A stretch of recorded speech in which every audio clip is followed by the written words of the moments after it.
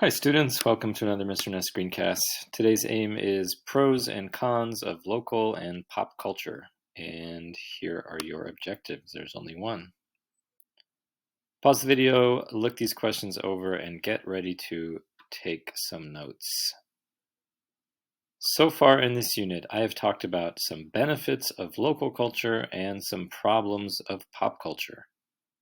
I don't want you to think that local culture are all good and pop culture is all bad, because both local cultures and pop culture have pros and cons. Let's start by reviewing some pros of local culture. First, local cultures create a sense of place, which preserves cultural diversity and makes travel interesting. Secondly, local cultures tend to have a sustainable relationship with the environment. Their traditions were formed in pre-industrial times, when nearly every person on Earth was intimately connected to the Earth, either through hunting and gathering or small-scale agriculture. And because local cultures use local materials to create their artifacts, which are then used locally, they leave a small ecological footprint. So these are two good things about local culture. Now let's look at a problem. Move this.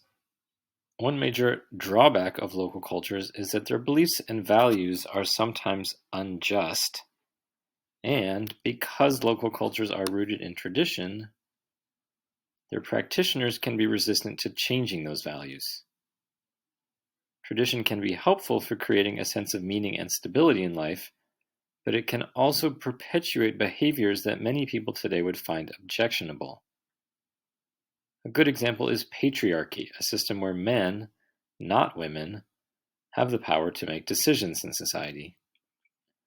Local cultures tend to be patriarchal, and because they are rooted in tradition, they have difficulty adapting to calls for change. Okay, now let's look at pop culture and its pros. The first benefit of pop culture is that, unlike local culture, pop culture is open to a diversity of traits, including different beliefs, values, clothing styles, or musical tastes. Pop culture is made to be sold, and it is happy to promote anything that makes a profit. Pop culture has no tradition. Its only concern is money. From this diversity of pop cultural traits, people are able to choose which ones to adopt in their daily lives. They thus create their own identity rather than having it dictated to them by tradition. For those people who disagree with or feel oppressed by tradition in local cultures, the ability to choose one's value is liberating.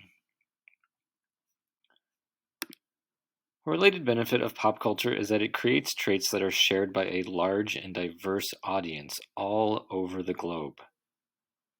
Theoretically, that could make it easier for people around the world to find common ground. I say theoretically because I'm not really sure what I think about this. It remains to be seen if sharing culture will actually reduce conflict in the world. What do you think?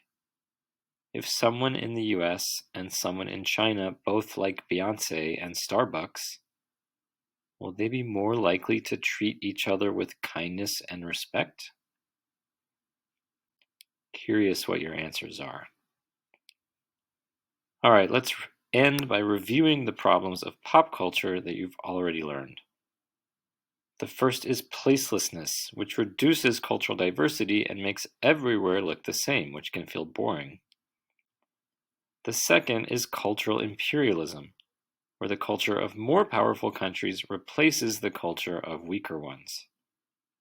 And the last is the negative effects that pop culture has on the environment.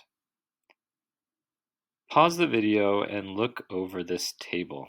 Let me move this out of the way. As you can see, there are pros and cons to both local and pop cultures. Now it's time to review the objectives, and if you don't know the answer to any of them, rewind the video and look again. I will see you in class. Bye, students.